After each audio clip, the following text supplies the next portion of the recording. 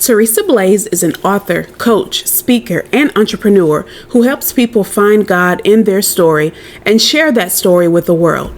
She is a wife of 20 years and a mother to an 18-year-old special needs daughter. Teresa has learned that no matter what role she's engaging in, whether speaking, writing, an interview, or being a wife and mother, she has to let God lead her as she is doing His work. And as she speaks to us, providing several testimonies, she tells us how to do just the same. Welcome, Teresa Blaes.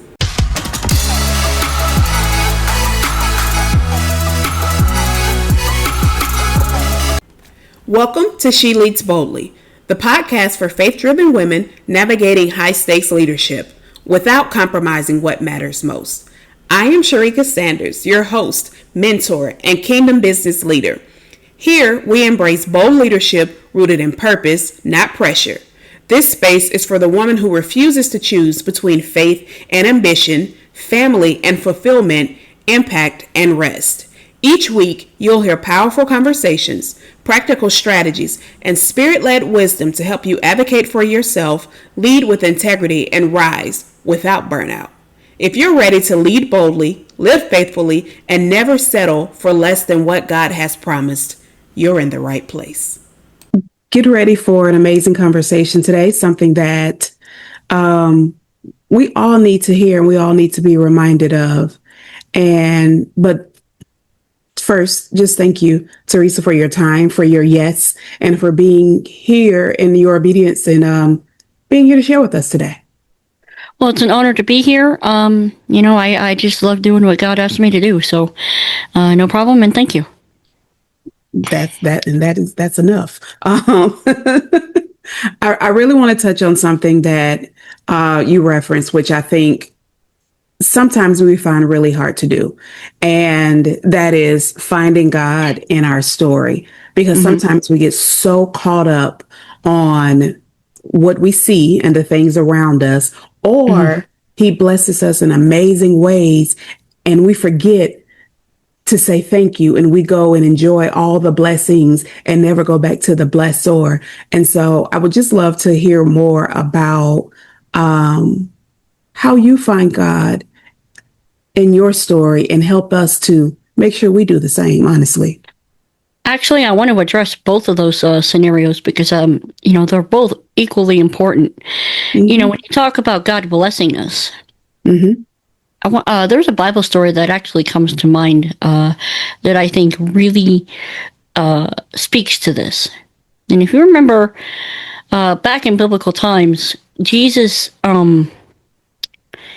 He would do some healing. And there was an incident where there were like 10 guys that were lepers. And back in those days, leprosy was pretty much, you were a pariah. You had that, you were just exiled from the community. Well, there was a group of 10 lepers that came to Him asking for healing. And they all went away to do their thing. And only one came back to say thank you. And He's like, wait a minute, didn't I just heal 10 of you guys? Right. Where are the other 9? Yeah, exactly. Where are the other 9? And so I don't want to be one of the other 9. That's right. I really don't. Like I've seen God move in incredible ways. Okay? But maybe you're not in that situation where you don't feel like you're being blessed. Maybe you feel like you're actually being cursed because your life has been a wreck. I can honestly say I've been there. You see, I know what it's like to grow up in a very broken home. I know what it's like to grow up with a mom who had a propensity for finding abusive men. I know what it's like to grow up around domestic violence. I know what it's like to grow up being a witness to a murder at the age of 6 years old. Oh, wow. Okay? I know what it's like also to grow up in and out of hospitals and struggling sometimes because your life was at risk every time you would go under the knife because you would stop breathing under anesthesia. That was my story. And there's more to that. So, and I say that to say this. Sometimes the question becomes, God, where are you? And His answer is right there holding you through it. Yes. And I think if we can find God in our story,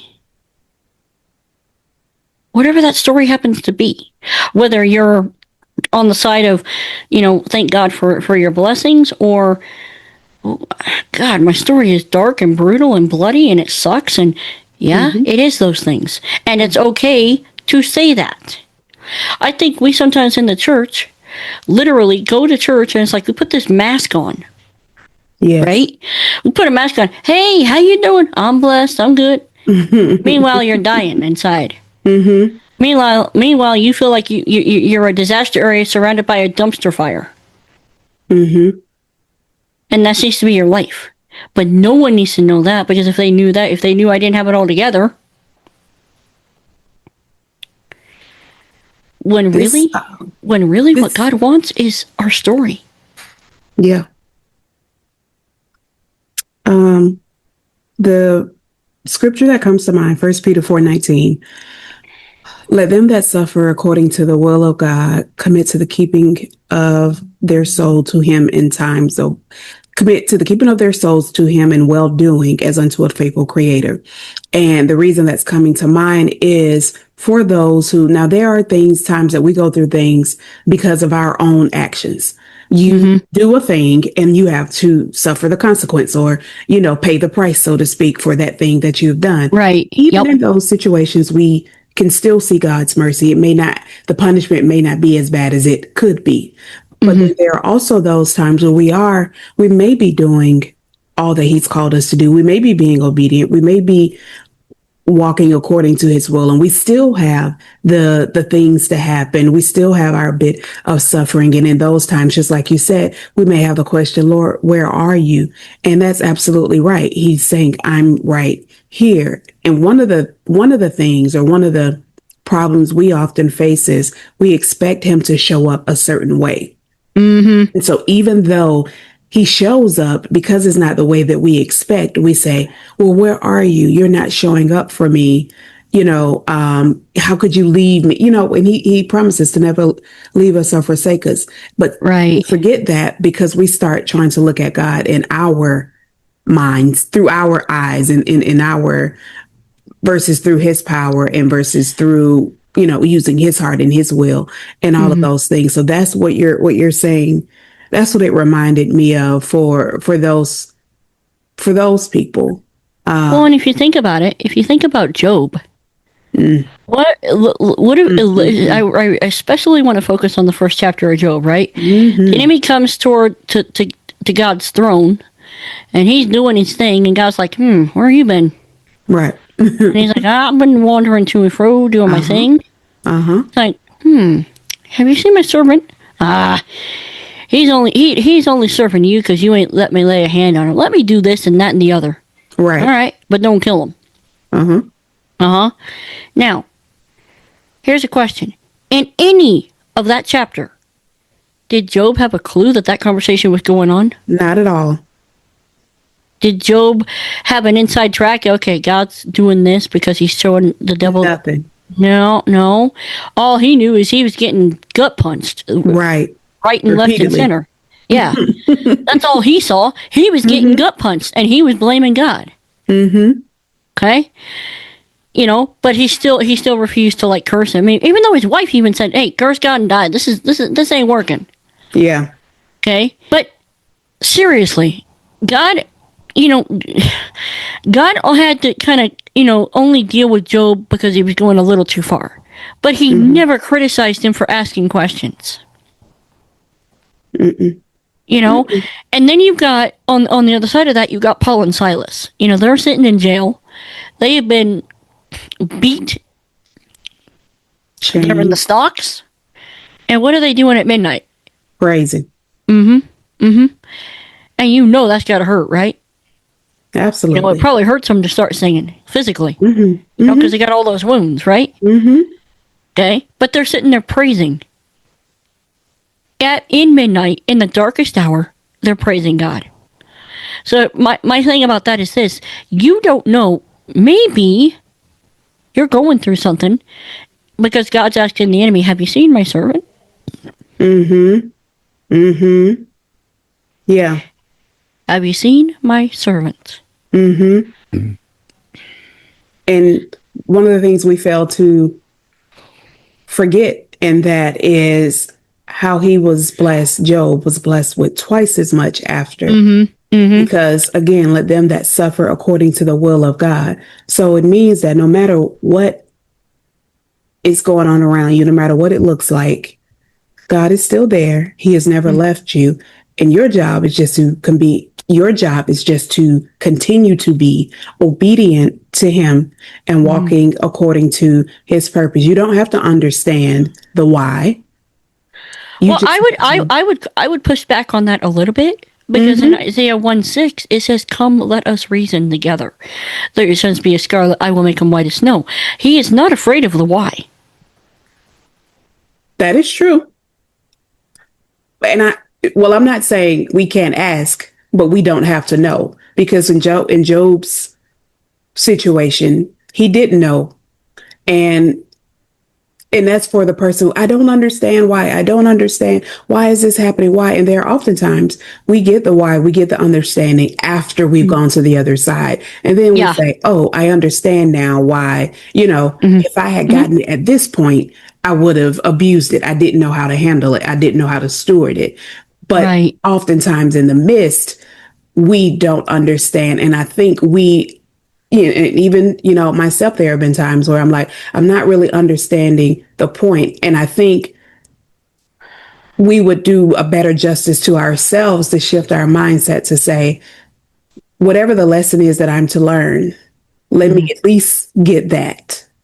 Or at least I know for me, even if I don't understand it in this moment, because typically you don't in that moment, even if I don't understand it in this moment, can I let me at least, I pray I at least learn whatever the lesson is I'm supposed to learn out of this, or that I'm able to stay obedient, or that I'm able to maintain courage, if that's whatever it is that's needed for that time to understand that. And I would agree with that. I remember, when I was younger, my old youth pastor always used to say, sometimes, we're going around the mountain. God's like, "Are you done yet?" "Well, no, I don't." Take another lap. The Israelites did 40 years in the wilderness. Unnecessarily. And when they didn't need to, but they did. Because they didn't trust him. And I get it. Sometimes it's really hard to trust him, but but he's got a plan. We don't understand it, but he's got a plan. And the other factor here too is sometimes this is God allowing it. Sometimes it's just a matter of us. We are not walking in kingdom authority, because we don't understand our authority when the enemy's coming after us. Yes. Okay? And then we walk out on the battlefield butt naked, with arrows sticking out our back, and we wonder why our life is all jacked up. And we aren't putting on the armor. Now, that's a big one. That's a big one. Okay? Like seriously, you do realize you're in a war, right? We are. You do realize we're in a war. So if we're in a war, there's no white flags. There's no surrender. You're either on one side or the other. Either way, you're in a war. Yes. And I've come to the place where I'm just like, I'm not going to be a casualty. Yeah. Yeah, we do. That's a great point, because when we are in the midst, we do often forget the power that we have.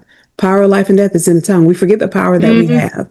And a lot of times we're asking God to deliver us from something He's already given us the power to deliver ourselves. We just need to speak it. We just need to believe it. We just need to cast it out. But we're so busy either complaining and this isn't judgment, because I may not be there at this moment, but I've been there before. And I'm sure there'll be times in the future where I may, stumble a bit and be in that same place. But I'm thankful enough that I have a relationship where I don't stay in that place and can come out. And I think that's where the relationship does come in, because it doesn't mean that you won't have those moments where you may not cry, you may not get upset, you may not be, you're not going to be happy-go-lucky every day, all day, but you will always remember your source, your comforter, your protector, your provider, and that brings you back to that point. And I even want to mention, you said something about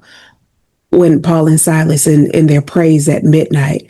And you made a great point in that one too, because often in our midst, I can say I've experienced it, and definitely, something you hear often, no matter, especially in those dark times, that's when you really need to praise. And that's when Amen. it's so hard.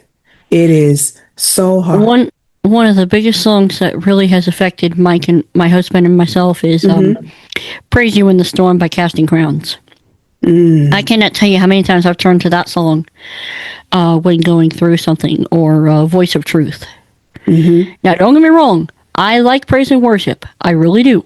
I like Casting Crowns. But then again, I'm also I'm interested in Christian hip hop and also Christian rock. So there are also times where I go to those guys too, because I'm just like, I want to hurt something because I've about had enough of things. And and so Yes.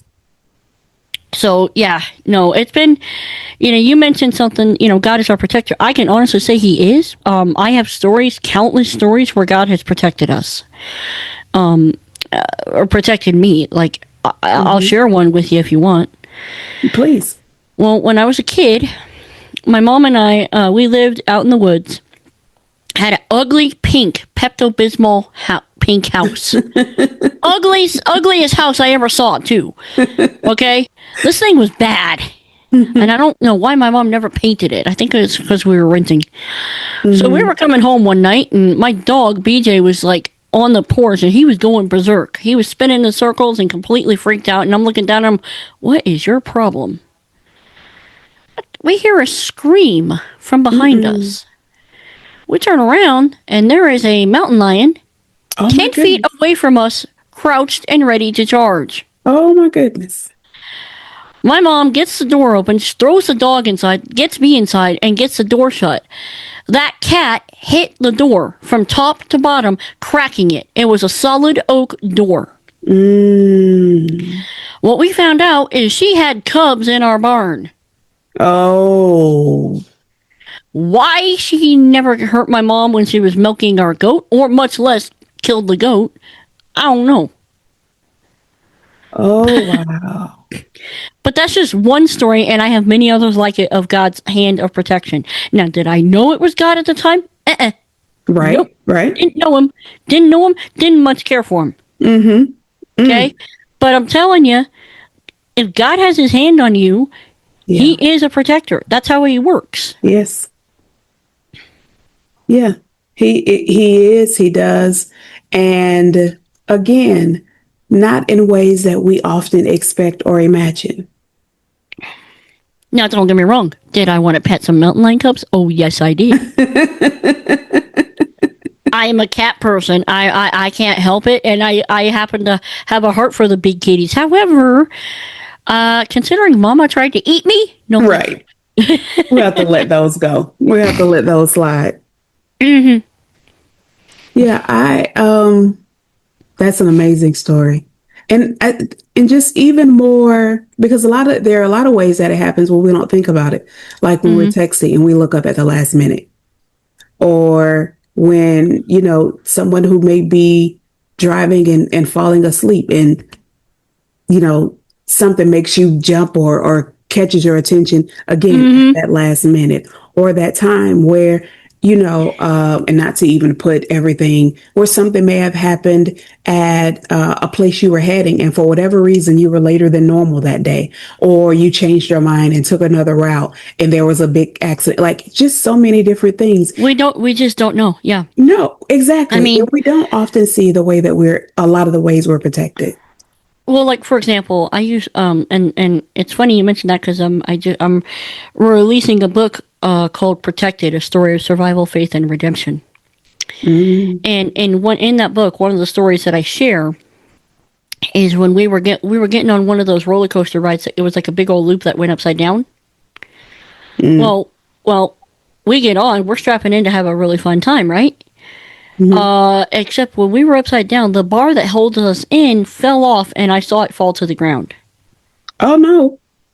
And my mom reached, slammed her elbow into my chest, and grabbed onto the side bar and said and screamed, "I've got you." And I'm screaming for terror for my life, going, I don't want to die. I really don't want to die. I don't want to die.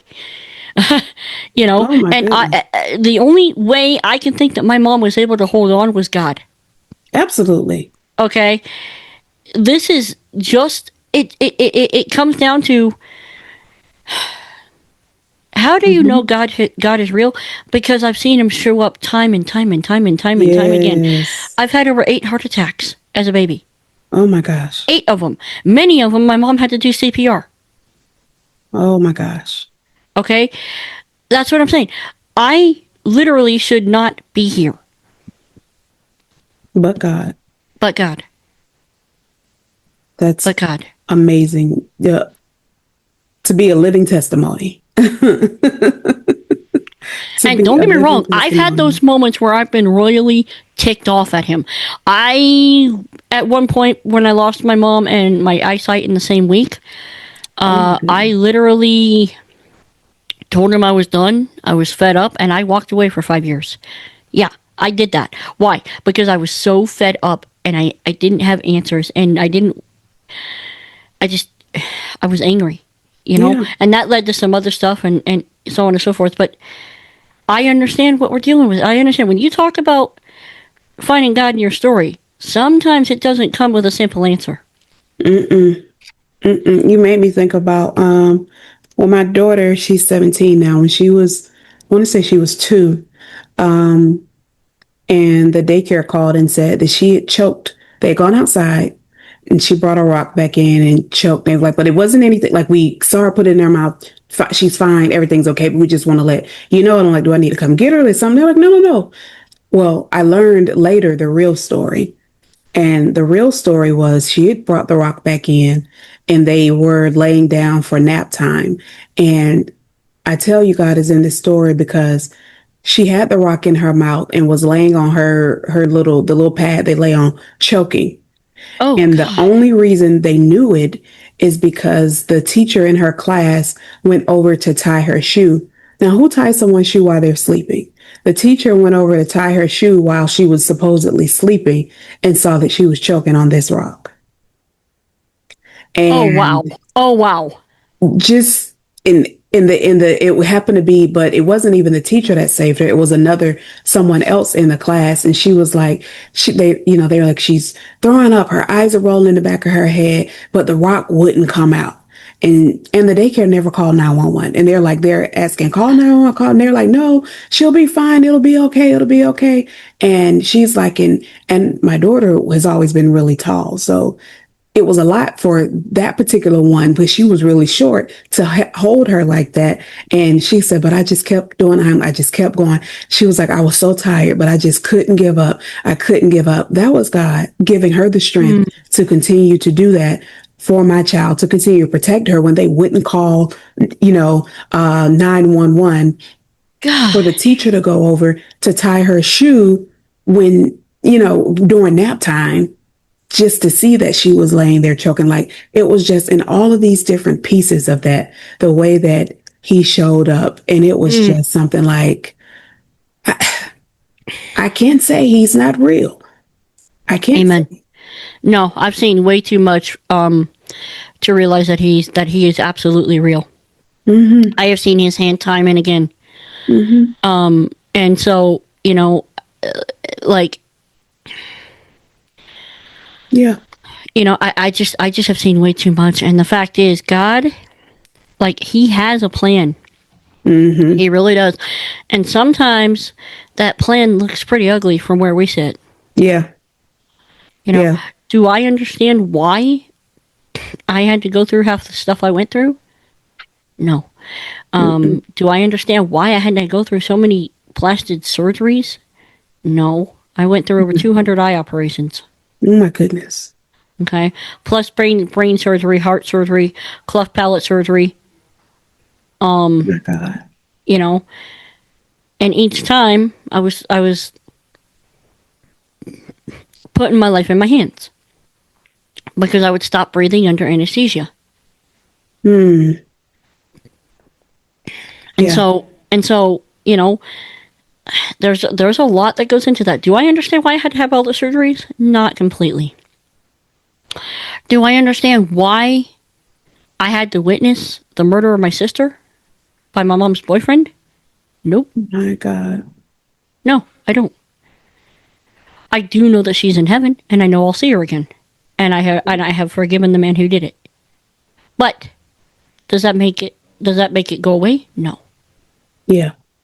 no, it doesn't. So That's sometimes it's ugly, it's brutal, it's bloody, it's messy, and sometimes you don't have an answer, and it's okay mm-hmm. to not have an answer. It's okay to come to God going, "Hey, I don't get this." Mm-hmm. It's okay. He's got big shoulders and he can handle it. Yes. Yes, he can. And one of the things, one of the reasons I can definitely say is because many of the things that we go through are not even for us. It's for us to help someone else. Mm-hmm. I believe that. And even speaking with you now and someone who may be listening and feeling like this is the worst that, or going through something similar and not really sure that they could get to the other side, but to be able to know, well, someone else did, and God was still there, and he is still seeing, he is still protecting Amen. me. And while we typically 9 times out of 10, we will not know the plan. And I honestly, even though we want to know the why, we want to know how to, and we want to know all these different things. I am glad that I don't, because I also know that if many of us knew what it would take for us to get where he called us to be and what that journey would look like, we wouldn't take it. Amen. I absolutely agree with that. I absolutely, there are certain situations where I go, had I known this was going to be this crazy to begin with, I probably wouldn't have done it. Mm-hmm. Mm-hmm. Yeah. No, I totally get that. Like, it's like, when I came back to God after 5 years, he was like, I want you to write a book. And I knew what he meant. He wanted me to write about my early childhood. And I'm like, there's too many skeletons back there. We ain't going there. We are not going there. Mm-hmm. And he's like, all right, if you're not ready to write a book, would you at least start a podcast? I was like, yeah, okay. So I'm kind of chewing on this idea and I'm doing this podcast. And I thought, what about the unresolved life? People, well, no, I didn't think, but like it was recommended to me by a friend who has since gone on to be with the Lord. But the idea was, I have these questions that I don't want churchianity answers to. I want real answers. Yeah. And if I've got them, so do other people. Mm-hmm. Exactly. Okay? And so that's how that podcast started. And, I knew I was on the right track about the second weekend, because when I first launched it, I was scared. I'm like, is this even going to work? Is this even a good idea? I don't know. And then I'm looking around and I'm reading scripture and I see Psalms 91. Do not be afraid of the terror that of the arrow that greets you at day, or the terror that finds you by night, or something like that. I'm like, all right, Lord, I get the point. So I go ahead. All right, we're gonna publish anyway. So I published this episode, and I was doing this interview with this guy who lost his mom to suicide. And a week later, I get an email. And it's from this lady who's like, I've gone through this, and this. And she had a pretty horrific past. And she said, I've been feeling this way and this way and this way. But because of your podcast, someone shared it with me. And because of your podcast, I'm not going to kill myself. Wow. Huh? Okay. Yeah, that's why we're doing the podcast. Okay. The blessing and the pressure. Right. Yeah, exactly. Okay, then. No pressure at all here. Yeah. And God has just been taking me down this road and down this road and down this road, and now he's opening up doors I never would have even imagined. And and there were some moments I'm going, wait, you want me to do what? I'm checking that ID because I'm not sure I heard you right. And, that just happened to me this year. God's like, I want you to record a music album. Oh, Huh? goodness. Huh? You want me to do what? How am I supposed to do that? And he's opening up doors and doors and doors. And I'm just telling you, like the stuff that God is doing, the stuff that God will do, sometimes it don't make a lick of sense. It really don't. But it's when you do it and then you see how he's going to use it. He connects all these little pieces. It's like, how does running a podcast production company, a book publishing company, publishing your own stuff, plus doing a music album, plus running a ministry, how does that all connect together? Plus doing life, how does that all fit together? It does. With God. Yep. That's how. Well, I'm so thankful and grateful for your obedience, and I'm sure so many others are. And the reminder to always find God in our story.